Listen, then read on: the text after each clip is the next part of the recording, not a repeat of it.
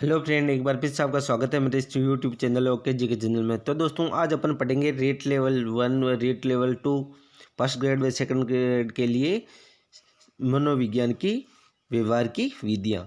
ठीक है दोस्तों, जिसमें अपन ने दोस्तों अंतर्दर्शन, बहिर्दर्शन व प्रयोगात्मक विधि पढ़ ली थी। आज अपन पढ़ेंगे दोस्तों प्रश्नावली विधि। ठीक है दोस्तों, जो बहुत ही महत्वपूर्ण है। दोस्तों ये जो विधियाँ हैं ये पहले फर्स्ट ग्रेड व सेकंड ग्रेड में थी, अब रीट में भी सेकंड पेपर में इनको ऐड कर दिया है। तो दोस्तों आप अच्छे से पढ़ें ताकि आपको फ़ायदा मिल सके। ठीक है दोस्तों, तो शुरू करते हैं वीडियो को। अगर दोस्तों आप मेरे चैनल पर नए हो तो चैनल को सब्सक्राइब करें और वीडियो पसंद आए तो वीडियो को लाइक ज़रूर करें। ठीक है दोस्तों, प्रश्नावली विधि नाम से स्पष्ट हो रहा है कि प्रश्नों से संबंधित विधि है। ठीक है, प्रश्नावली विधि के प्रवर्तक की बात करें तो दोस्तों ये R.S. वुडवर्थ। कौन दोस्तों? R.S. वुडवर्थ। ठीक है, जिसे कहते हैं अपन रॉबर्ट सेशन वुडवर्थ। क्या बोलते हैं? Robert session Woodworth. ठीक है, इस विधि का दोस्तों प्रतिपादन किया था 1918 में अमेरिका में। कब? 1918 में अमेरिका में। ठीक है दोस्तों, इनसे संबंधित सन नहीं पूछते हैं, आप इनके प्रवर्तक का नाम याद रख लेना। प्रश्नावली विधि के जनक कौन है दोस्तों? R.S. वुडवर्थ। कौन है दोस्तों? R.S. वुडवर्थ, जिनका पूरा नाम है रॉबर्ट सेशन वुडवर्थ। ठीक है दोस्तों, अब अपन आगे चलते हैं दोस्तों। प्रश्नावली विधि। प्रश्नावली विधि में प्रश्नों की एक श्रृंखला होती है। क्या होती है दोस्तों? प्रश्नों की क्या होती है? एक श्रृंखला बनाई जाती है जिससे व्यक्ति के व्यवहार के किसी भी पक्ष का मापन किया जा सकता है। क्या दोस्तों? प्रश्नावली विधि में प्रश्नों की क्या बनाई जाती है? एक श्रृंखला बनाई जाती है जिससे व्यक्ति के किसी भी पक्ष का मापन किया जा सकता है। ठीक है, वापस देखते हैं प्रश्नावली विधि। प्रश्नावली विधि के जनक पूछे तो R.S. वुडवर्थ, जिनका पूरा नाम रॉबर्ट सेशन वुडवर्थ है। सन 1918 अमेरिका में इसका प्रतिपादन किया। ठीक है, प्रश्नावली विधि में प्रश्नों की एक श्रृंखला होती है दोस्तों जिससे व्यक्ति के व्यवहार के किसी भी पक्ष का मापन किया जा सकता है। ठीक है, फिर है दोस्तों जिस पक्ष का मापन करना होता है उसे संबंधित प्रश्नों की प्रश्नावली में शामिल कर दिया जाता है। यानी कि जिस पक्ष का मापन करना होता है उससे संबंधित प्रश्नों को उस प्रश्नावली में क्या किया जाता है? शामिल किया जाता है। ठीक है दोस्तों, और फिर इसे परीक्षार्थी के पास डाक, मेल, कोरियर अथवा अन्य माध्यमों से पहुंचाया जाता है। ठीक है दोस्तों, अर्थात इसे अप्रत्यक्ष रूप से हल कराया जाता है। जो यानी कि प्रश्नावली विधि होती है उससे किस रूप में हल कराया जाता है? अप्रत्यक्ष में, क्योंकि परीक्षक और परीक्षार्थी आमने सामने नहीं होते। जैसे मैं प्रश्नावली बना रहा हूँ तो मैं डाक के थ्रू इसको परीक्षार्थी के पास में भेजूंगा तो वो क्या कि अप्रत्यक्ष हो गया। तो इसमें क्या होता है कि अप्रत्यक्ष रूप से इसको हल करवाया जाता है। यानी प्रश्नों की एक सूची बनाई जाती है और उस प्रश्नों की सूची को परीक्षार्थी के पास डाक या कोरियर के माध्यम से भेजा जाता है। ठीक है, अतः व्यवहार के अध्ययन की ये एकमात्र विधि है जिसमें परीक्षक व परीक्षार्थी आमने सामने नहीं होते। क्या दोस्तों? प्रश्नावली विधि व्यवहार के अध्ययन की एकमात्र ऐसी विधि है जिसमें परीक्षक व परीक्षार्थी आमने सामने नहीं होते हैं। इसलिए इसकी वैधता एवं विश्वसनीयता क्या होती है दोस्तों? बहुत कम होती है, क्योंकि वो होनी है, क्योंकि अपन प्रत्यक्ष रूप से उसकी परीक्षा नहीं ले रहे तो वो क्या के नकल करके भी उसके आंसर दे सकता है। इसलिए इसकी वैधता और विश्वसनीयता नहीं होती, और वो चाहे तो करे वरना नहीं करे। ठीक है दोस्तों, तो इसकी क्या कि वैधता और विश्वसनीयता क्या हो जाती है? खत्म हो जाती है। तो ये ध्यान रखना, प्रश्नावली विधि की क्या होती है? वैधता, विश्वसनीयता बहुत कम होती है, क्योंकि वो घर पे करता है तो नकल करके भी उसको कर सकता है, तो उसकी उद्देश्य की पूर्ति वही खत्म हो जाती है। अतः वुडवर्थ ने प्रश्नावली के दोषों को दूर करके एक नई विधि बनाई जिसे परिसूची व अनुसूची कहा जाता है। क्या दोस्तों? वुडवर्थ ने प्रश्नावली विधि के दोषों को दूर करने के लिए परिसूची व अनुसूची का निर्माण किया। ठीक है, कोई पूछ ले कि वुडवर्थ ने प्रश्नावली विधि के दोषों को दूर करने के लिए किसका निर्माण किया? परिसूची व अनुसूची का निर्माण किया। ठीक है, प्रश्नावली का सबसे पहले प्रयोग प्रथम विश्व युद्ध के दौरान या समाप्ति के बाद अमेरिका में वुडवर्थ ने सन 1918 में सैनिकों के व्यक्तित्व मापन के लिए किया था। क्या दोस्तों? प्रश्नावली विधि का सबसे पहले प्रयोग प्रथम विश्व युद्ध की समाप्ति के बाद अमेरिका में वुडवर्थ ने सन 1918 में सैनिकों के व्यक्तित्व के मापन के लिए किया था, जिसे कागज पेंसिल परीक्षण कहा जाता है। ये क्वेश्चन पूछा हुआ है, किस विधि को कागज पेंसिल परीक्षण नाम दिया? तो जो वुडवर्थ की जो प्रश्नावली विधि है उसको कागज पेंसिल परीक्षण नाम दिया गया है। ठीक है दोस्तों, अब अपन आगे चलते हैं दोस्तों। अगर दोस्तों आप मेरे चैनल पर पहली बार हो तो चैनल को सब्सक्राइब करें और वीडियो पसंद आए तो वीडियो को लाइक एंड शेयर भी करें। ठीक है दोस्तों, अब देखते हैं अपन दोस्तों प्रश्नावली विधि के मुख्य 4 प्रकार होते हैं। कितने प्रकार होते हैं दोस्तों? प्रश्नावली विधि के कितने प्रकार होते हैं? मुख्य 4 प्रकार होते हैं। इसमें एक तो जनक पूछते हैं, प्रश्नावली विधि का जनक कौन है, और ऐसे पूछता है कि किस प्रश्नावली में परीक्षक और परीक्षार्थी आमने सामने नहीं होते हैं तो वो प्रश्नावली विधि होती है। ठीक है दोस्तों, और इसके गुण व दोषों से भी क्वेश्चन पूछते हैं। तो प्रश्नावली विधि के मुख्य कितने प्रकार होते हैं? 4 प्रकार होते हैं। पहली है जो खुली प्रश्नावली। ठीक है दोस्तों, कौन सी? खुली प्रश्नावली। इसमें क्या होता है कि परीक्षार्थी उत्तर लिखने के लिए स्वतंत्र रहते हैं। खुली यानी कि स्वतंत्र, नाम से स्पष्ट हो रहा है। खुली प्रश्नावली यानी कि परीक्षार्थी उत्तर देने के लिए क्या होते हैं? स्वतंत्र होते हैं। जैसे निबंधात्मक, लघुरात्मक, अतिलघुरात्मक आदि प्रश्न उसमें शामिल होते हैं। किसमें? खुली जो प्रश्नावली होती है उसमें परीक्षार्थी उत्तर लिखने के लिए क्या होता है? स्वतंत्र होता है। और स्वतंत्र कौन से क्वेश्चनों में होता है? जैसे निबंधात्मक क्वेश्चन है जिसमें अपनी इच्छा से कुछ भी वो लिख सकता है। लघुरात्मक हो गया, अतिलघुरात्मक हो गया, तो ये क्या हो गई? खुली प्रश्नावली, जिसमें निबंधात्मक, लघुरात्मक व अतिलघुरात्मक क्वेश्चन आते हैं। ठीक है, फिर है दोस्तों दूसरा प्रकार है प्रश्नावली विधि का, वो है बंद प्रश्नावली। कौन सी? बंद प्रश्नावली। ठीक है दोस्तों, इसमें क्या होता है कि परीक्षार्थी उत्तर का चयन करने के लिए बाध्य होता है। क्या होता है दोस्तों? बाध्य। बंद यानी कि जिसमें स्वतंत्र नहीं होता बालक, बंद। ठीक है, अर्थात परीक्षार्थी उत्तर का चयन करने के लिए बाध्य होता है। जैसे वस्तुनिष्ठ प्रश्न हो गया। अब वस्तुनिष्ठ प्रश्न में बालक खुद तो लिख नहीं सकता, 4 ऑप्शन देंगे, उन्हीं में से उसको उत्तर का चयन करना होता है। तो अर्थात वस्तुनिष्ठ प्रश्न बंद प्रश्नावली में आते हैं, क्योंकि उसमें बच्चा उत्तर देने के लिए बाध्य होता है और जो ऑप्शन दिए हैं उन्हीं में से उत्तर उसको चूज करना होता है, इसलिए यह बंद प्रश्नावली होती है। फिर तीसरा प्रकार है दोस्तों चित्रित प्रश्नावली। क्या दोस्तों?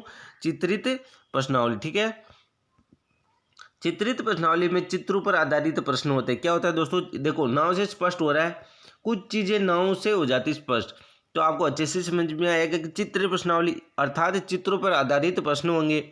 जैसे भूल भुलैया, उत्तर खोजो आदि प्रश्न। ठीक है, ये क्या है? चित्र से संबंधित, यानी कि चित्र दे दिए जाते हैं और फिर उससे प्रश्न पूछे जाते हैं, तो यानी चित्रों पर आधारित प्रश्नावली होती है ये। ठीक है दोस्तों, फिर है कि यह प्रश्नावली का एक प्रकार है जिसका प्रयोग अनपढ़ों पर किया जाता है। वेरी इंपॉर्टेंट है, यह प्रश्नावली का एकमात्र प्रकार है जिसका प्रयोग अनपढ़ों पर किया जाता है। अब देखो कौन सा प्रकार है? जो चित्रित प्रश्नावली है इसका प्रयोग किस पर किया जाता है? अनपढ़ों पर। एक यानी कि प्रश्नावली विधि का एकमात्र यह प्रकार है। कौन सा? चित्रित प्रश्नावली एकमात्र प्रकार है जिसका प्रयोग अनपढ़ों पर किया जाता है। क्यों? क्योंकि भूल भुलैया चित्र दे दिए जाते हैं, जिससे क्या कि अनपढ़ व्यक्ति भी उनका आंसर दे सकता है। ठीक है, देखकर, क्योंकि चित्र पर आधारित होती है। जैसे किसी को अनपढ़ भी है, उसको गाय का चित्र दे दिया और पूछते कि ये क्या है, तो बता देगा कि गाय। ठीक है दोस्तों, इसलिए चित्रित प्रश्नावली का प्रयोग अनपढ़ों पर किया जाता है। ठीक है, अब अपन आगे चलते हैं। चौथा प्रकार दोस्तों मिश्रित प्रश्नावली। कौन सी प्रश्नावली? मिश्रित प्रश्नावली। वेरी इंपॉर्टेंट है दोस्तों। उपरोक्त तो तीनों प्रकार की प्रश्नावली के मिश्रित प्रश्न इसमें शामिल किया जाता है। जो ऊपर अपन ने 3 प्रश्नावलियाँ पढ़ी, उनके सभी के थोड़े थोड़े क्वेश्चन करके चौथी प्रश्नावली में उनका मिक्स करके प्रश्नावली बनाई जाती है। कुछ प्रश्न किसके, कुछ किसके, ऐसे जो 3 अपने पढ़ी ऊपर प्रश्नावलियाँ, उनके कुछ कुछ क्वेश्चन करके इस प्रश्नावली का निर्माण किया जाता है, इसलिए मिश्रित प्रश्नावली बोलते हैं। भारत में सर्वाधिक इसी प्रकार की प्रश्नावली का प्रयोग किया जाता है, ठीक है ना। क्योंकि अपन जो पेपर बनाते हैं सभी अपन निबंधात्मक क्वेश्चन ही थोड़ी रखते हैं पेपर में। कुछ वस्तुनिष्ठ होते हैं, कुछ अति लघुरात्मक होते हैं, कुछ लघुरात्मक होते हैं, कुछ सत्य असत्य वाले क्वेश्चन होते हैं, कुछ निबंधात्मक होते हैं। तो ये क्या हो गई, मिश्रित प्रश्नावली। और भारत में सर्वाधिक इसी प्रश्नावली का प्रयोग किया जाता है, क्योंकि सभी जो पेपर होता है उसमें सभी तरह के क्वेश्चन बनाए जाते हैं, ठीक है दोस्तों। अब अपन देखते हैं दोस्तों, आगे चलते हैं। अब दोस्तों समाज मिति विधि बहुत ही महत्वपूर्ण है दोस्तों। और जो 2013 में जो सेकंड पेपर हुआ था रीट का, उसमें यह क्वेश्चन पूछा हुआ है कि समाज मिति विधि के जनक कौन है, ठीक है। आप पेपर उठा के देख लेना। तो बहुत ही महत्वपूर्ण विधि है दोस्तों। मैंने आपको पहले भी बताया है कि इनमें अधिकतर इनका प्रवर्तक पूछते हैं, तो आप इनको अच्छे से याद करें। तो शुरू करते हैं। समाज मिति विधि के प्रवर्तक है दोस्तों जेकब एल मोरेनो। कौन है दोस्तों? Jacob L Moreno. समाज मिति विधि के जनक कौन है दोस्तों? Jacob L Moreno. प्रतिपादन कब किया? 1934 में स्विट्जरलैंड में। कब? 1934 में स्विट्जरलैंड में, ठीक है दोस्तों। समाज मिति विधि के जनक कौन है? Jacob L Moreno. सन नहीं पूछते दोस्तों, जनक पूछते हैं, तो आप इस पर ज़्यादा जोर रखें कि इनके सबके जनक आप ये अच्छे से याद करें, ठीक है दोस्तों।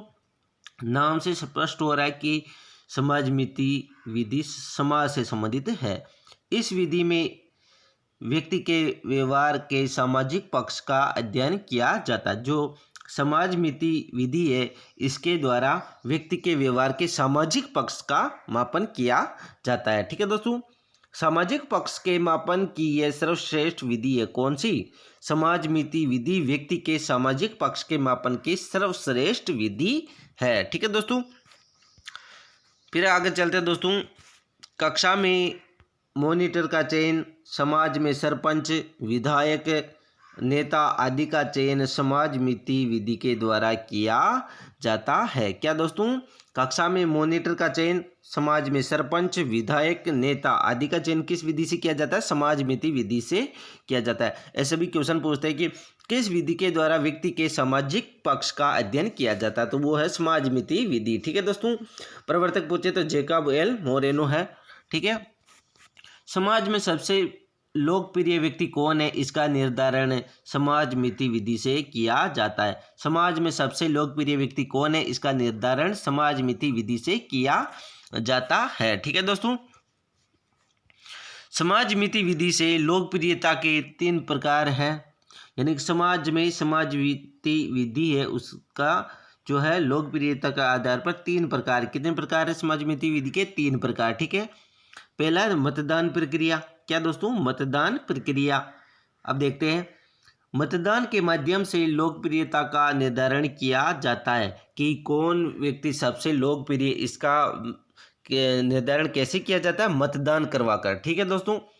क्योंकि मतदान में नामांकन भी होता है, अतः प्रोफेसर जॉन किन्स ने इस विधि को नॉमिनेटिंग टेक्निक क्यों नाम दिया है। क्या दोस्तों? प्रोफेसर जॉन किन्स ने समाज मिति विधि को नॉमिनेटिंग टेक्निक क्यू नाम दिया है। क्या दिया है? नॉमिनेटिंग टेक्निक क्यू नाम दिया है, ठीक है दोस्तों। किसने? प्रोफेसर जॉन किन्स ने। किस विधि को? समाज मिति विधि को। समाज मिति विधि के 3 प्रकार है लोकप्रियता के आधार पर, ठीक है दोस्तों। अब अपन आगे चलते हैं दोस्तों, दूसरा प्रकार देखते हैं। दूसरा प्रकार है दोस्तों सहमति पत्र। क्या दोस्तों? सहमति पत्र।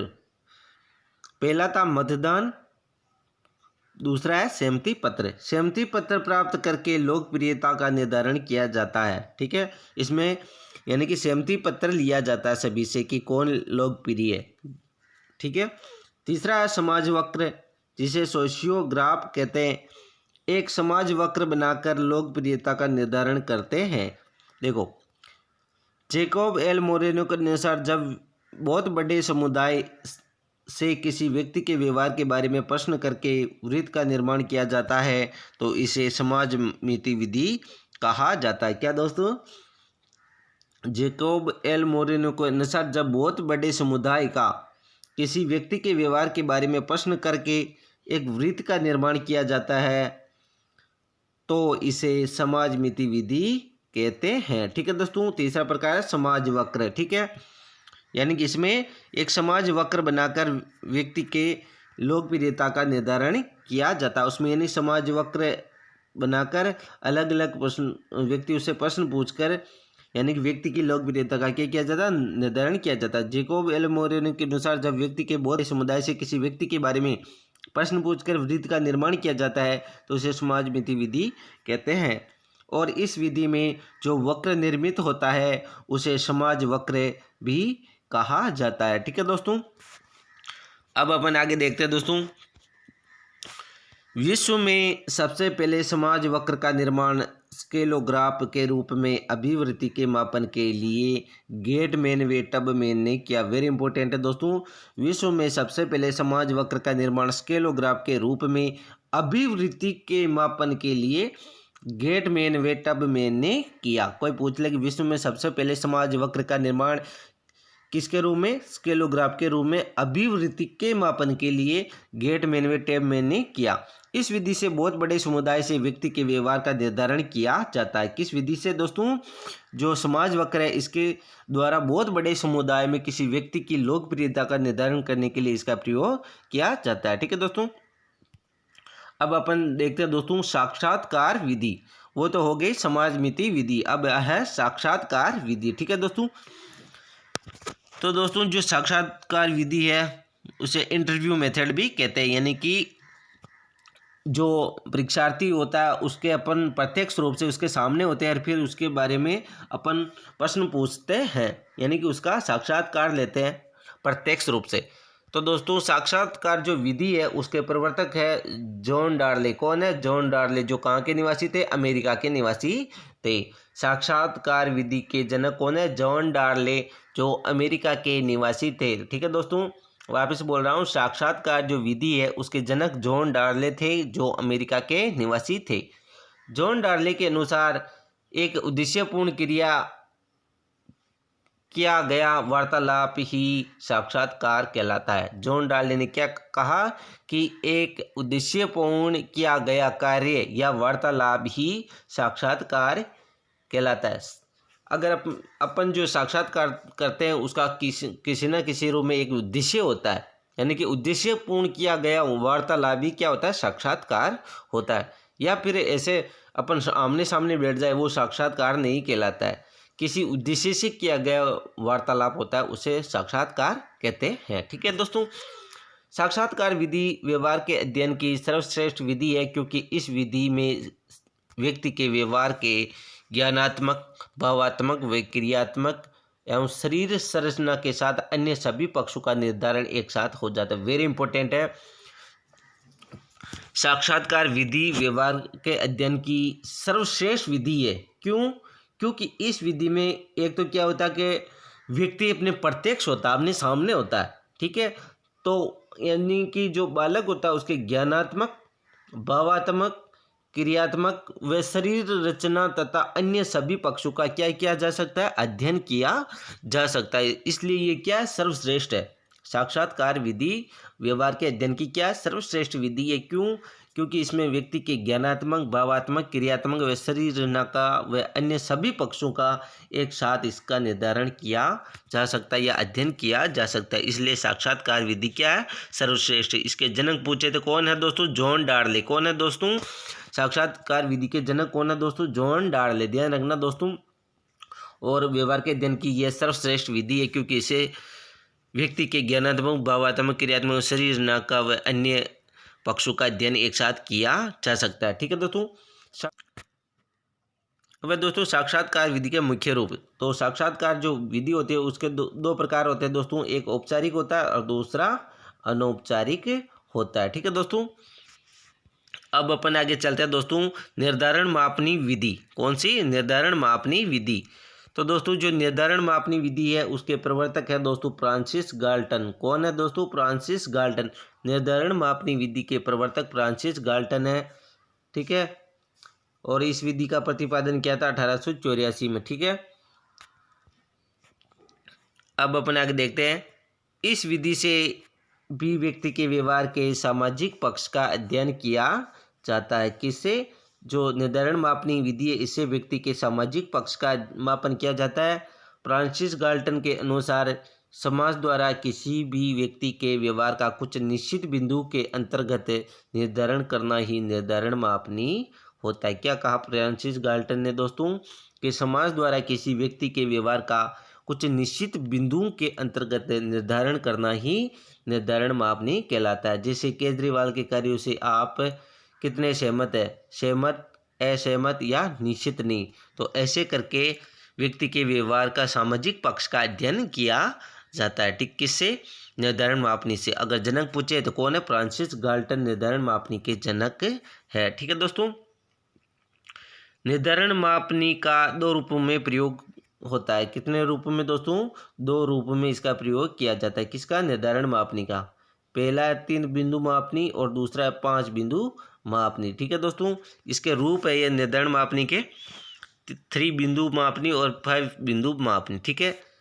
फिर है दोस्तों निर्धारण मापनी का सबसे पहले प्रयोग अमेरिका के इंडियाना शहर में स्थित न्यू होम कॉलोनी में फ्रेंचनर ने सन 1883 में व्यक्तित्व के मापन के लिए किया था, किंतु सफल नहीं हुए, ठीक है। निर्धारण मापनी का सबसे पहले प्रयोग अमेरिका के इंडियाना शहर में स्थित न्यू होम कॉलोनी में फ्रेंचनर ने किया। कब किया? 1883 में व्यक्तित्व मापन के लिए, लेकिन वो सफल नहीं हुए थे, ठीक है दोस्तों। निर्धारण मापनी के फिर और 6 प्रकार है, जो इस प्रकार है। अंकिक मापनी, शाब्दिक मापनी, बिंदु मापनी, रेखीय मापनी, वृत्तीय मापनी व पड़ताल सूची या चेक लिस्ट, ठीक है दोस्तों। निर्धारण मापनी के आपको सिर्फ प्रकार याद रखने। कितने प्रकार है? 6 प्रकार है। और ऐसे पूछ सकते हैं कि निम्नलिखित में से कौन सी मापनी निर्धारण मापनी का प्रकार नहीं है? तो आपको सिर्फ ये नाम याद रखना, ठीक है दोस्तों। अंकिक मापनी, शाब्दिक मापनी, बिंदु मापनी, रेखीय मापनी, वृत्तीय ग्राफिक मापनी व पड़ताल सूची चेक लिस्ट, ठीक है दोस्तों। तो दोस्तों ये थी अपनी आज की वीडियो। कल अपन दोस्तों इससे आगे का पाठ विकासात्मक विधि पढ़ेंगे, ठीक है दोस्तों।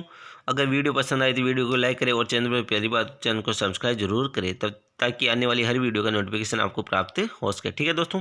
तब तक के लिए जय हिंद, जय भारत।